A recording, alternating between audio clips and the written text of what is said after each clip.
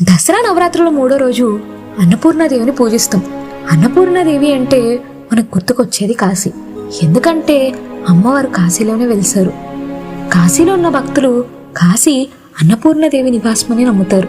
కాబట్టి ఈ నగరంలో ఎవ్వరూ ఆకలితో నిద్రపోరు.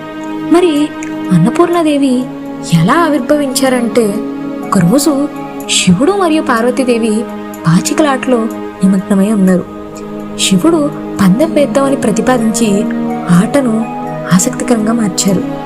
దేవి పార్వతి ఆటలో గెలిచింది మరియు శివుడు తన సర్వస్వాన్ని పోగొట్టుకున్నాడు.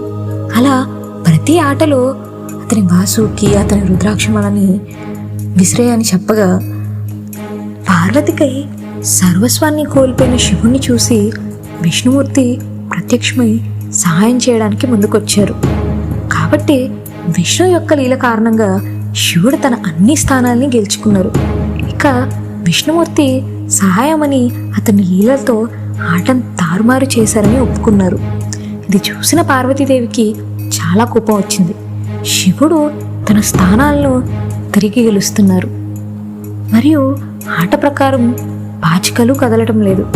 కాబట్టి వాళ్ళు ఇద్దరూ ఆటలో గెలవలేదు లేదా ఓడిపోనూ లేదు. ఇది ఒక బ్రహ్మమాయ. అప్పుడు శివుడు ఇలా అన్నారు: జీవితం మరియు భ్రాంతి ఒక పాచికలాట అనూహ్యమైనవి. మన నియంత్రణకు మించిన ప్రకృతి మరియు ఆహారం కూడా మాయే అని వివరించారు.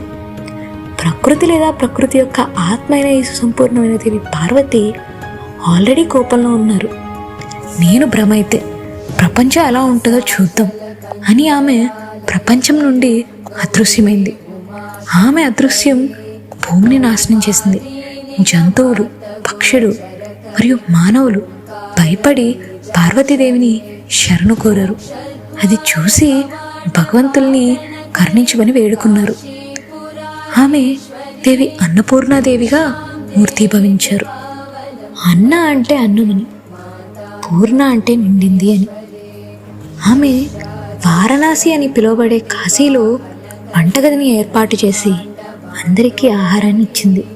శివుడు స్వయంగా తన కపాలపు గిన్నెతో ప్రత్యక్షమై ఆహారం కోసం అన్నపూర్ణగా ఉంటారా అని అడిగారు. అన్నపూర్ణాదేవి తన చేతులతో శివుడికి ఆహారాన్ని ఇచ్చింది. ఇక బండాసుర వధ కథకి వస్తే ఆహారం లేకుండా యుద్ధం ఎలా సాగుతుంది చెప్పండి.